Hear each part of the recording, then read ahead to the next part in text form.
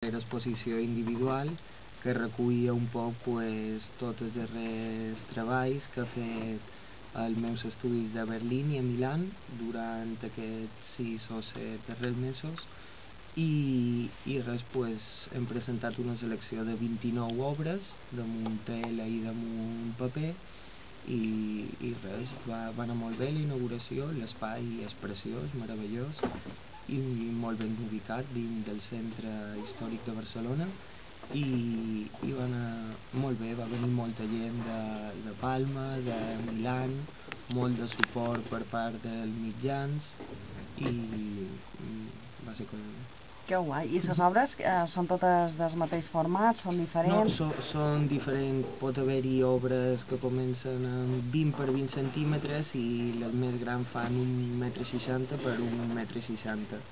També varen participar al Festival Loop de Barcelona, que és un festival de videoart bastant relevant, i varen participar amb una peça, un documental d'una de les darreres performances que vaig fer, l'homenatge que faig a Damaso Alonso per un llibre seu, Hijos de la Ira, i molt content. En Joan Rafael va poder venir amb nosaltres, vam estar amb en Ferran, el meu galerista de Milà, i molt bé. I tu com te sents tenint gent que ja col·lecciona la teva obra? Això és impressionant, no?, tan jove?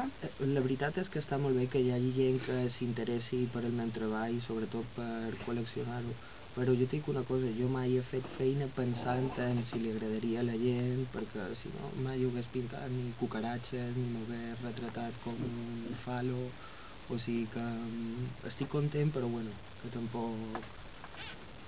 De fet, ara que dius això, que te retrates també d'aquestes formes, a la fi tenim el primer autorretracte teu, no? Ara sí, aquesta una de les parts principals d'aquesta exposició és que comencen a aparèixer els meus primers autorretratos i no només és el meu símbol que sempre me solien associar, sinó que ara ja és en carn i hueso i sempre, pues...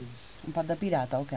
Això és el que diuen, ara no sé per què me diuen pirata. Bé, una mostra que se podia veure també aquests dies en el diari, no? En el diari de Mallorca sortia. Sí, perquè segurament hi ha un dels nous personatges dins de la meva obra que és l'antiprofeta, i l'antiprofeta té un poc aquests elements, el barret del pirata, el parxes, i sí, se podia fer una petita connexió amb el que són els pirates. Que bé.